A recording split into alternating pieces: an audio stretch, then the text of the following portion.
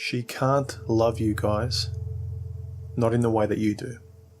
I'd like to talk about the vulnerability and consequences of believing that she can. Some of you might remember or still read the Charlie Brown comic strips. One particular life lesson that Charles Schulz, the creator of the strip, imparts on us, whether it's conscious or not, was the fickleness and coldness of men suffering around women. Where Lucy in the comic strip continually tells Charlie Brown to kick the ball she's holding for him, and despite her always, without fail, pulling it away at the last minute, but telling him she won't, Charlie Brown keeps giving in to his proven instincts of not trusting her and always gives in, believing she won't this time. Trust me, she keeps saying. And as always, Charlie Brown finally gets convinced that she's become a NAWALT for once, and what happens? Predictably, she ends up pulling the ball away again and he falls on his back, broken, and without remorse. She walks away usually with a funny line about how gullible Charlie Brown is. Learn this lesson well, guys. Learn from Charlie Brown. The cliche with many women is that they'll be quite open about saying, I'm tired of liars. I've been hurt so much in the past. My kindness is always taken advantage of by men. I'm too nice and get walked all over.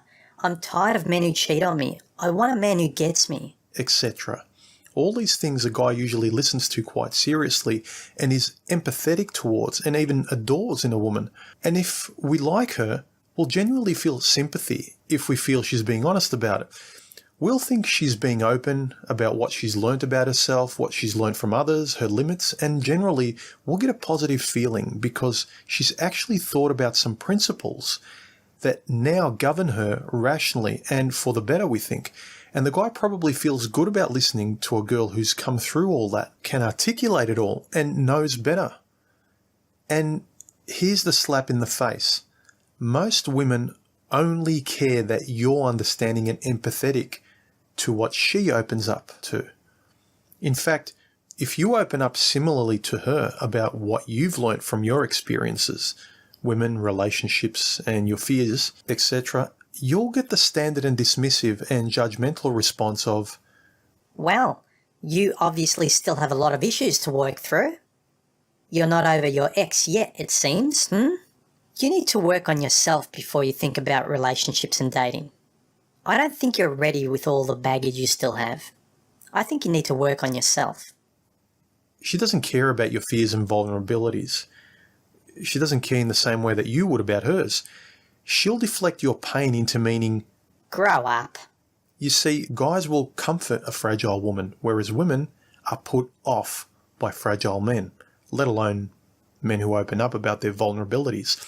Despite what a woman tells you guys about her wanting you to open up more or not hold back, don't feel compelled to do it because you think she'll love you for it. She won't. If you want to because you want to, fine, but don't do it because you think she's giving you permission and you think she'll like you more. The standard stories of countless men out there who, after they lose their jobs, became disabled, had moments of vulnerable clarity in their lives, or were crushed in some way by life, or had traumas. After all this, their so-called loving other half simply just fell out of love with them. Think about that. When you are at your most vulnerable and weakest, she leaves. Swallow that, guys. Stop thinking like a woman. Curb that instinctual, society-building, empathic, nurturing response to others when dating women. Stop thinking that you'd run to her even more if she was vulnerable. And by your logic, surely she'd do the same for you. No, she doesn't feel like you do. She doesn't have the light switch in her. She's not wired that way. As a guy, we largely have an instinct to run and assist the weak, to fix things. Women run away from weakness. Their biology seeks protection, strength, and safety, and it's repelled by weakness. Men's unconscious equation to women is weak plus vulnerability equals I come to the rescue and feel validated and affirmed in doing so. Women's unconscious equation is weak plus vulnerable men equals less manly, less attractive, frankly embarrassing, and pretty much a loser. Don't blame women. It's largely biology. Don't hate them for it. Understand they operate differently to guys. It's why the movie Titanic is one of the most romantic movies to women. Think about this, a movie where every single man's dead body is floating in an empty, cold sea at the end, as the women all survive due to the men's chivalry. And women's hearts tingle with love and warmth at that movie. Think about that. They feel love differently. It's why a woman's heart will soar as she sighs, he died for her. Now that's true love. Whereas a man doesn't get off on women dying at all. Least of all for him. It's unconscionable. It's the last thing he'd want. His woman to die for him. But apparently it's the first thing a romantic woman wants, for her man to lay down his life for her. I know it's a bitter pill to swallow, but just understand that even the best and closest women in your life don't love you like you love them.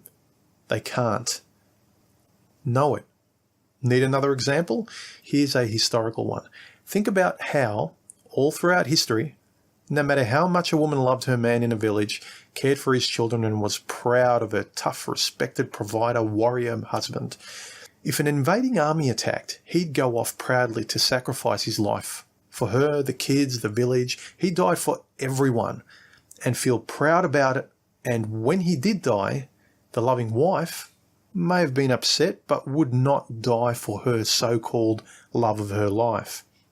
Would she throw herself off a cliff, showing her love for him, doing the same as he did? No, she'd begrudgingly, at best, grieve a little and become the conqueror's wife. The very guy that killed her husband, she'd learn to love. There wouldn't be a second thought going through her mind about killing herself. She values her life. Women value their lives a lot. It's that whole Last Samurai bullshit, that movie with Tom Cruise where the noble samurai's wife sleeps with Tom Cruise, who killed her husband at the start of the movie. And it's all somehow sweet and tragic and weirdly acceptable in a romantic way. It's not. This women are loving but mysterious horseshit that they shroud women's irresponsibility in, it's just rubbish. Women just aren't responsible for anyone other than themselves, albeit sometimes for their kids. Even for the things that they say they want so much, like relationships, do not let them steer the ship of a relationship, guys. Just because society says they're the experts in love, most of them are experts in fuck all.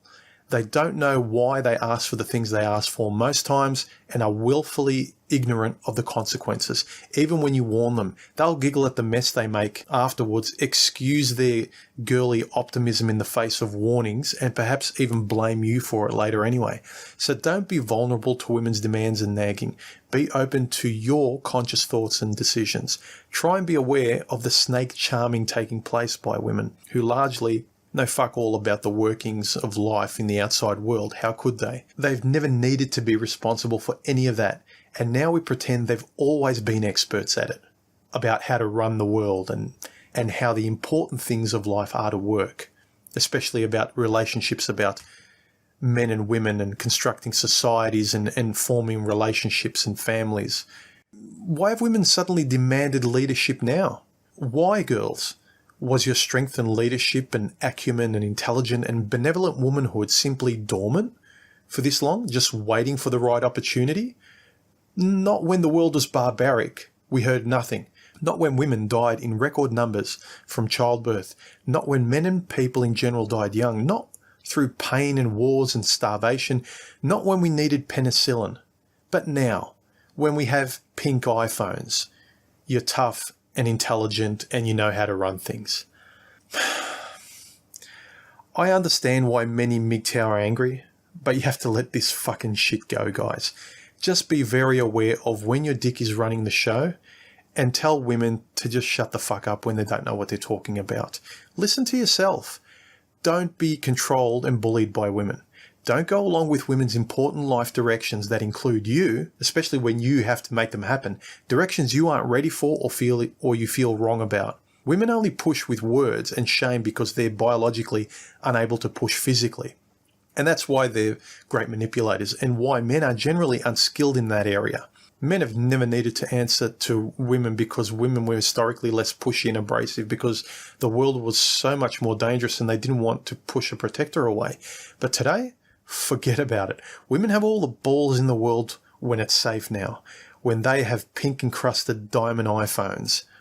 Now, just like my opening example about the comic strip Charlie Brown, where Lucy continues to lie and make a fool of Charlie Brown as he lays there in the end devastated after being sucked in again.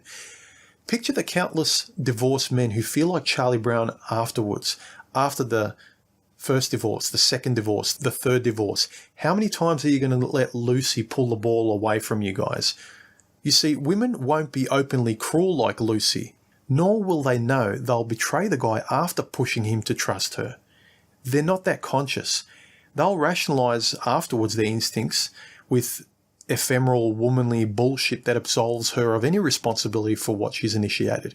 It'll just be explained with, I don't know why, but I just feel different now. I'm not in love. or, I'm entitled to his money. He can earn that money back in no time. He has a good job.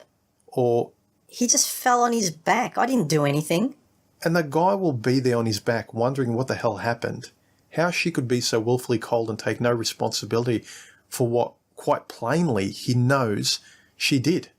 The guy says, this was what she wanted from me, and it was hard for me to do, something very personal and vulnerable, and I finally gave her what she wanted, and after that, she's put off by me? She's gotten rid of me? I don't get it. And you don't need to, guys.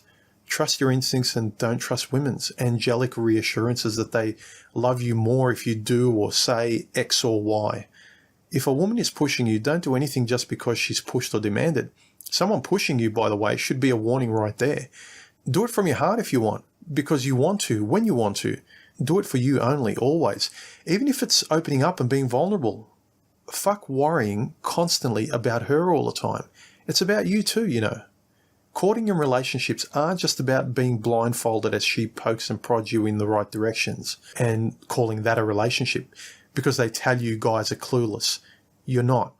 Trust your instincts. If you're not sure when she puts you on the spot, whether it's about commitment or anything that takes you by surprise, then trust your feelings and thoughts, or if you don't know what's going on, just say that. There's nothing wrong with I'm not ready yet, or let me think about it, or here's an important one for guys to learn to say. I know it was a big step for me when I simply learned to say, I don't know. And I was okay with that and expected others to be. Whenever we're questioned, especially by women, we're taught to sort of know the answers and be in control. Learn to just say, I don't know. I'll let you know. I'll think about it. I'll let you know later. You are not a yes machine. Not to women, not to the world. Start getting to know your own yeses in life and go your own way and find out. Later.